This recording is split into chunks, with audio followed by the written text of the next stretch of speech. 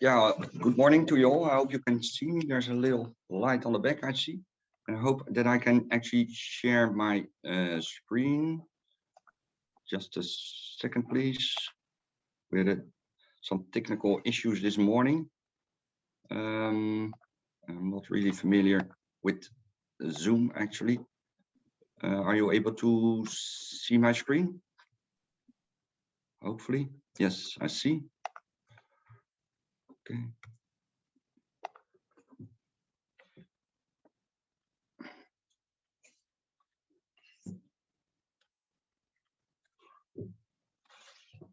Okay, good morning to you all. Yeah, my name is Rene van der Meer. I work at Neptune Energy as head of new energy. Within Neptune, we focus on actually three main topics related to energy transition. And that has to do with, on one hand, we focus on CO2 storage. So, the other pillar is that we want to reduce our scope. Get this one away. Our scope 2 emissions in relation to our production. So that has to do with electrification. And the third pillar is green hydrogen. That's where I like to focus on today. So first, some words on who we are as Neptune Energy. So our aim for 2030 is that we aim to store more carbon than our product actually emits. So that's our main focus, and so that means there's a lot to do. So then on one hand, that means that, like I said, we need to reduce or we want to store CO2 in our depleted gas reservoirs, but we also have a strong focus on production of green hydrogen offshore. I quickly go, this is some elements on what we are as Neptune. So we are, compared to the majors, a relatively small oil company. We have about 30 platforms in the Dutch sector of the North Sea, and we are actually the first in the Dutch sector of the North Sea. So we started gas production by the mid-70s, and we are still the biggest gas producer in the Dutch sector of the North Sea. So we mainly produce natural gas, but there's also a minority of crude being produced. So this is the core of our infrastructure, and this is where our green energy or green hydrogen ambitions play a role. So these are mainly natural gas assets, and the main role is there for the trunk lines. So I like to go through these quickly.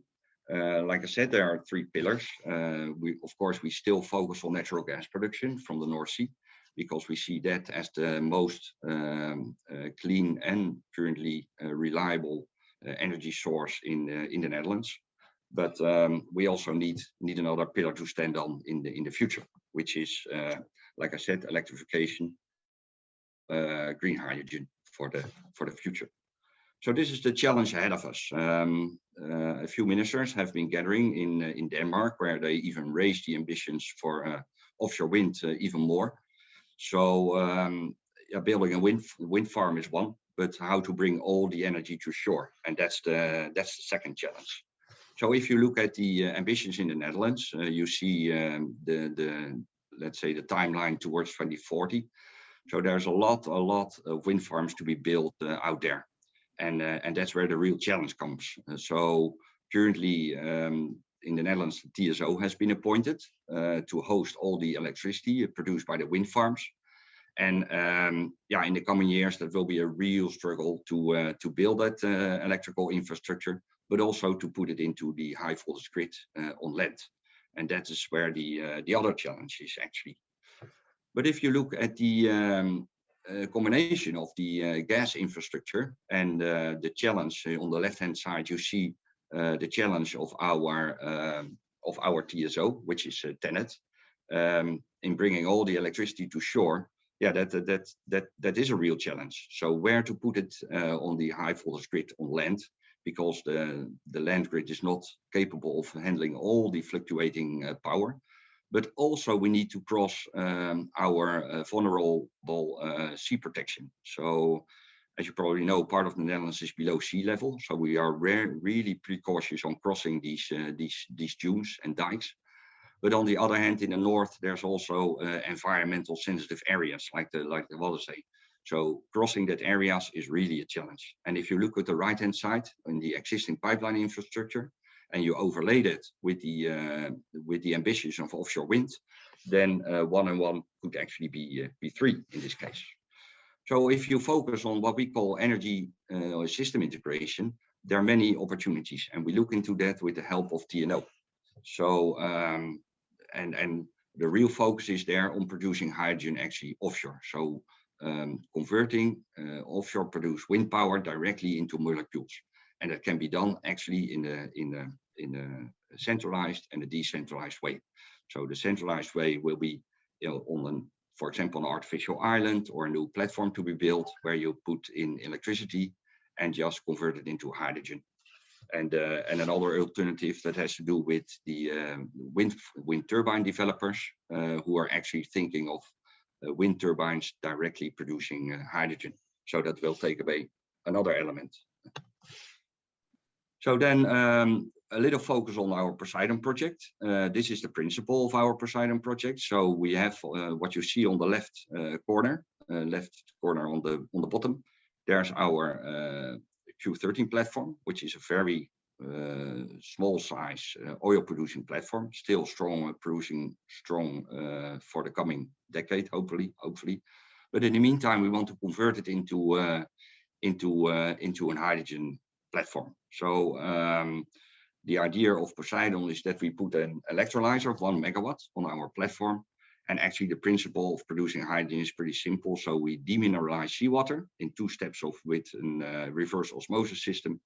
Then we split the water into hydrogen and oxygen, and we spike the hydrogen into the natural gas pipeline, and the oxygen will be vented locally. So it will not mean that we will produce hydrogen on a large scale, but the whole goal is that we do it in a safe manner, and we prove that hydrogen and natural gas can actually go hand in hand. This is about a video. I don't think we have enough time to share that actually. I see that my time is only limited to 10, but I can try. I don't know if it works. No, it doesn't. Okay, this is about PosHyDon itself. So it's about 1 megawatt PEM electrolyzer. Actually, we will follow the nearby wind farm profile. So there's a wind farm of Eneco, who's actually a partner in PosHyDon, and they run this wind farm, and they will follow the fluctuating wind profile, which is an input signal for our electrolyzer. So the power still comes from shore because that's how the platform has been built and arranged.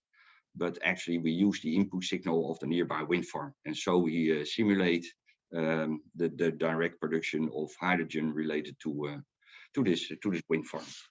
So the main goal again is to do it safely. We need to recertify our platform because they were actually built to handle oil and gas and not hydrogen. But it also has to do with education and legislation. So in the Dutch natural gas grid, you're not able to or not even allowed to spike hydrogen into the natural gas grid. So that's why we are very happy with GasUnie on board, who is our TSO for the gas grid. And via that way, we can open a discussion about the entry specs of hydrogen actually. So that's a really welcome partner. So again, there are short-term learnings. Safety is of course our #1 priority. Hydrogen is a flammable gas like natural gas, but also like crude oil. So it is within our core to focus on that. But hydrogen is definitely a different form of gas. So it's very light. It's very mitigate, or it can migrate easily via your system. So that's why we focus on safety. Another element is of course how to value the hydrogen. So because we bring hydrogen to shore in an admixed form. So that means that there will be a commingled stream of natural gas and hydrogen coming to shore. And actually there are a lot of consumers in the Netherlands who can actually just use a flammable gas. So there are steel factories, there are brick factories, there are glass factories actually. So what they want is a low carbon, reliable energy source, which this commingled gas stream can actually offer. But another way is, of course, the certificates of origin. So that's in parallel with the electricity grid, how it's built in the Netherlands. On this electricity grid, there is nuclear power, there's coal-fired power, gas-fired power, but also renewable power. And actually, by means of certificates, customers can decide what kind of electricity source they can actually buy.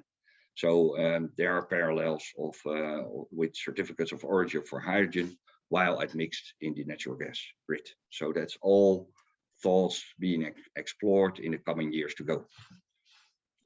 But there are also long-term learnings which we like to gain from PosHyDon. So it's also the scaling up. So what will the economics will bring, but also where we need to focus on for as a step up to our next projects. And that's where I like to zoom in for now. So which is our H2OC project. We do that together with RWE. So the next step could be a 300 to 500 off-grid wind farm to be built, preferably far out to sea.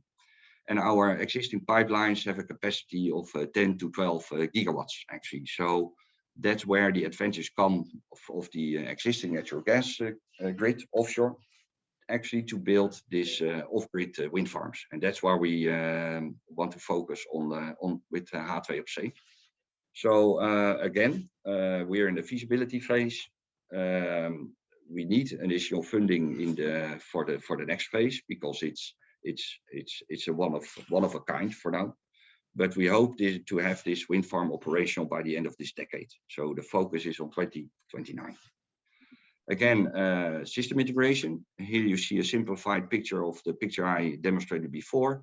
You see the wind farm potentially producing still electricity, but there's also the ideas of the decentralized option where the wind turbines directly produce hydrogen.